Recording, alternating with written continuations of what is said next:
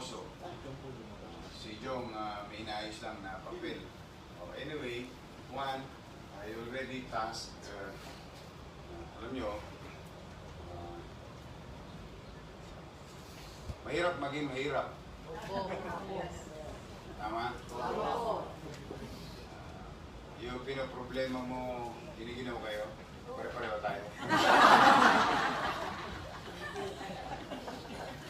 Hindi natin ako sa lamig. Yung pinoproblema mo yung kakainin mo, kakakain mo pa lang. Tama ba? Lalo pa yung wala kang kasiguruhan sa panirahan. Dahil ko pa aso. Ang aso naghahanap ng masisilungan kapag umuulan. Tao pa kaya? Ako bilang dating squatter, mas magandang tawagin sabi nila, ISL. Social. Informal settlements. Tama? Sa Tagalog, squatter. Kasi pag hindi iyo, asyendero ka. Tama? Si Councilor Jong Isip. So anyway, it's been long journey for you. Pangatlong mayor na to. Pangapat po kayo. Pangapat na mayor na to. Sa inyo lang po matutupad. Malakas ang paniwala mo sa Na-vice pa lang kayo, di ba po? Lagi kami nasa inyo. Bunsihan pa lang pala po. Doon tayo sa Mapini. Opo, kasama natin si Boss Bernie. Basta, nandito naman ang ating mga abogado at abogada sa City Legal. Okay. Una, umasa na kayo na we will pursue the case before the court. We will file the expropriation proceedings. Okay? Pangalawa, magkano dapat ang partisipasyon nyo? 30% pa. 30% of magkano? Kung magkano po yung value ng aming pinitiran. Dati, alam niyo na ba yung value? 50M. So, dapat mag-raise kayo ng 15 million. Tama? Okay. Yun yung sinabi nila. Tama, no? Opo. Wala nga pambiling lupa eh. 50 million pa. Tama? Tama po. Medyo hindi yata makasira nyo. Okay. In your case, para malaman nyo, kasi ito magiging pangkalahatan na to, sabihan nyo na lahat ng mga expropriation proceedings na mangyayari in the next couple of months, years. Una, ang tamang proseso sa inyo, mukhang naibenta na yata yung lupang gusto nyo bilhin doon sa dating mayari. Tama, mali? Yung iba po yung iba. So, i-reassess natin yon. Anong tawag doon? Appraise. Ipapa-appraise natin. Okay. Para nasa gano'n, makita kung tama ba presyo o hindi. Kasi may bentang ayaw. Diba? May bentang ayaw ang presyo. Madaling salita, after appraising, so we'll pursue file expropriation na proceedings. Makakatulong nyo na ang syudad. Kaya, pangatlo, sabihan nyo na lahat ng mga expropriated o for expropriation. Meron ba kayong calcium block? Meron ba kayo sa akin? May dala po. May dala? Kasi baka atakihin kayo sa sasabihin ko. Ngayon, pinapaaral ko na kay Majority Floor Leader Joel Chua at mga konsyal nyo sa 3rd District at yung anak ni Congressman Benny Abante na si Princess Abante sa mga konsyal sa pamumuno ni Vice Mayor Hani Laguna at pangungunahan ng City Legal.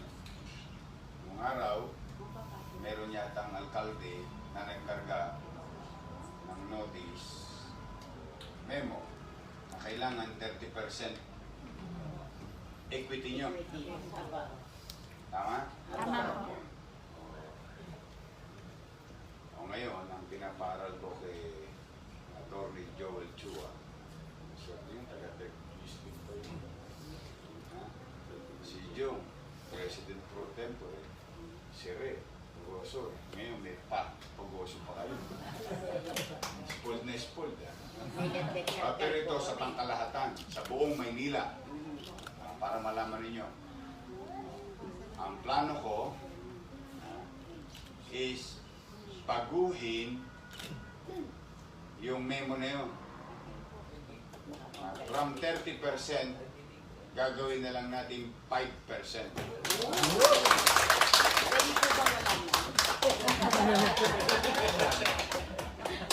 Mawawala na rin yung lupa mo.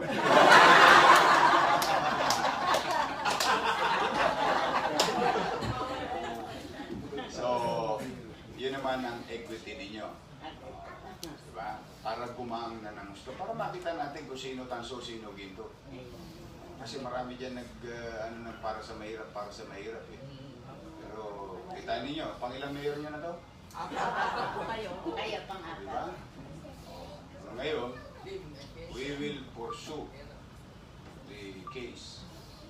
Naatasan ng City Legal. We will appraise para sa malaman yung tunay na presyo. Pangatlo, sa pangkalahatan, sa buong Maynila, hindi na kailangan mahirapan ng mga tao na walang lupa na magtaas ng mag-ipon ng malaking pera. Mas maraming pera syudad kaysa sa pera ng isang tao. Mas kaya kung gusto paraan. Gayaw, walang halalan. Hindi, kasi nangyayari tuwing may halalan lang natin pirmahan yung mga expropriation, tama ba? Ngayon, may halalan ba ngayon? Wala, matagal pa eh. 3 taon pa. So, 9 years po. 9 years. may awa ang Diyos, we'll take it one day at a time. O, natutuwa ba kayo? Maluwag na yung blooming tree? Promise? Promise! Yung iba naman natin mga kapabayan, pwede pa naman magtinda dito sa mga leki-leki. Yung nga po sinasabi namin sa kanila, pwede naman eh. Pwede naman. Kaya lang, ang gusto ko, taga doon din yung magtitinda. Tama ba? Taga Rosila eh.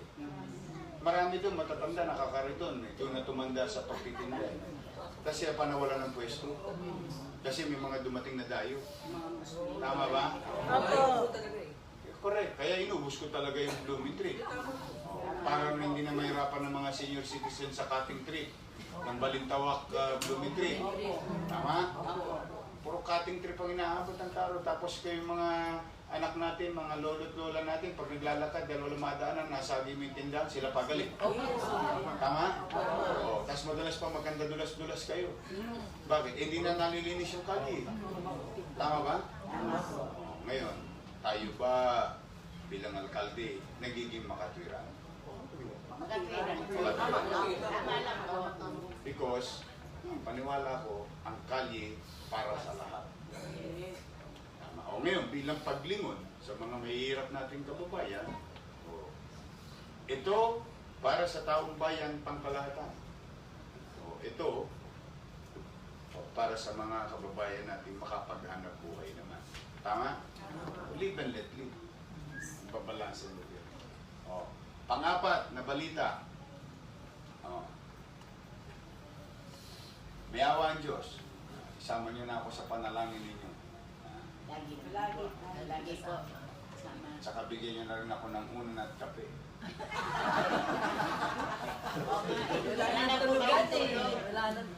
Sa dami ng problema, maniwala kayo sa Lagi po kami hindi. nanonood Sa ng dami live ng niyo. problema ng Maynila, wala akong karapatang magpahinga. Huwag naman po. Magkasakit naman po kayo. Paano na? Lalo Masyado na. na tayong napagkaitan ng panahon. Pagkakataon.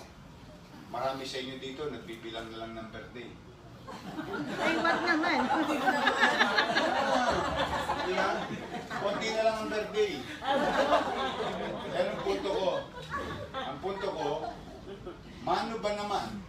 sa panahon natin ngayon, magkaisa tayo lahat para isaayos ang pamayanan, para pag nagpantay na ang mga paan natin, siya naman pakinabangan ng sanil-lahin natin na maayos, malinis at mapayapang lungsod ng Maynila.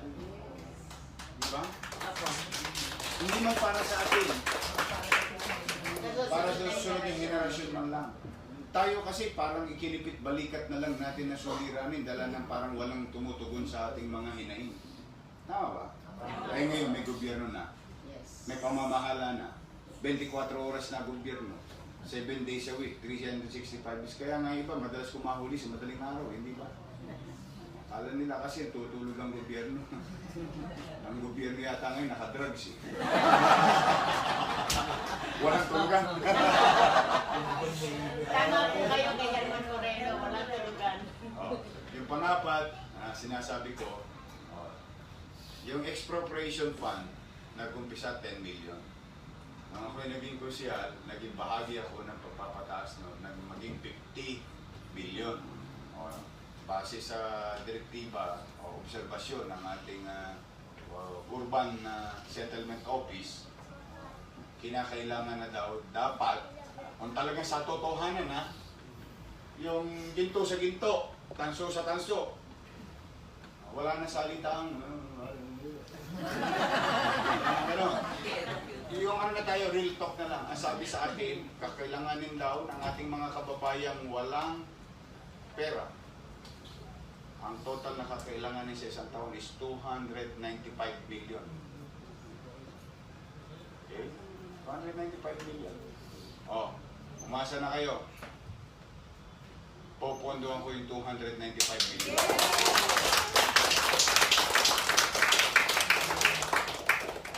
Para kung ano man ang kakailanganin just to proceed. Kasi ang expropriation, may talo, may panalo. Tama, mali? Tama. Sino nag-uusga? Mayor? Hindi. Tama? Korte. At madalas matalo ang expropriation dala ng pagtalikod ng pamahalaang lokal sa kapakanan ng kanyang mamamayan o pamayanan. Tama, mali? O dahil mas inuna ang kalsada bago ang mamamayan. Tama, mali? Kaya sabi ko sa inyo, tao muna bago kalsada. Yan ang policy sa lungsod ng Maynila. Nawa, nandyan na yung pera, natugunan natin, galingan ninyo. Alagaan ninyo yung abogadong haharap sa inyo. Bigyan nyo ng vitamina araw-araw para tumalas ang pag-iisip. Memo Plus. Ano ba yung Memo Plus ba yun? Diba? Yun po, gagawin natin. Kaya ako kayo gustong makausap. Para in our own little way, kami nila Congressman Benny Abante, si Kusyal Jong Isip, si Kusyal Papo Goso, at Majority Floor Leader Joel Chua, at si Kusyal Letlet Sarkal. Lakas nyo kay Letlet. Para si Letlet, taga-Blooming rin eh. Kapit-bahay talaga. Kapit-bahay po talaga yan. Ano yun? Si Bulong. Binubulong, lagi kayo. Pasalamatan nyo rin pag nakita ninyo.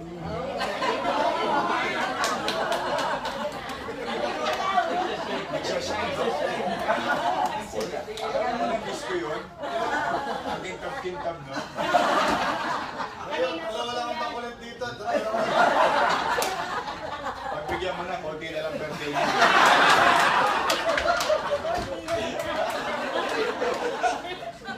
Mahaba po po. Alam mo ako, Hindi namin na ipapanalo, di po kami. alam mo ako, sa kasaysayan ko pagiging konsyal, isa lang yung pinagpapasalamat ko doon sa mga lupa na inilaban namin ng araw sa Tondo. Hanggang ngayon, nakakatanggap ako ng cake. Pag-burst. Kasi nagtagumpay yung laban. Birthday nyo na sa October. Napamahagi yung lupa sa kanila. Hindi naman sa pagbubuhat ng bangko. Konsyal ako. Yan naman ang ano ko dyan, habang buhay hindi, yung napapakinabangan ng taong bayan pang matagalan. So anyway, good luck sa inyong lahat. Okay? Maglalayag na ang barko. At kasama kayo. So, maraming salamat. At meron lang akong pakisuyo. Total, nandito na rin lang naman kayo. Mga Batang Maynila naman kayo. Dito kayo umuwi. Pero lang ako pakisuyo. Sana tulungan nyo naman ako. Lagi po. Makiisa kayo. Sa paglilinis, sa pagsasaayos. Alam nyo, wala ko ibang hangad kundi isaayos ang Maynila. Pero hindi ko po kakayanin mag-isa. Maniwala po kayo sa akin. Kaya buong kababang loob, nakikisuyo ko sa inyo. Ito na lang yung isukli nyo sa akin. Yung isukli ninyo sa pamayanan. Kapag ginawa nyo yan sa inyong pamayanan, o para nyo na rin ako nilingon. Sa pagtalima ninyo sa panawagan. Yun lang naman ang iniingot. Yan, hindi yan para sa akin. Para yan sa ating komunidad. So, sana, mag-usa na tayo. May nakatingin, wala, kumikilos tayo. Pangalagaan natin ang sarili nating bakuran.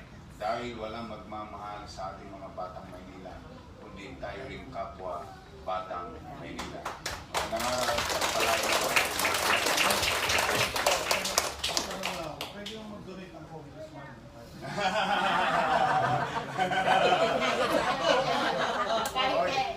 And we are proud to say, mukhang sisikat na rin ng congressman ng Maynila for the first time. Did you know that the minority floor leader in 18th Congress is from Manila? You know that? Congressman Benny Abante.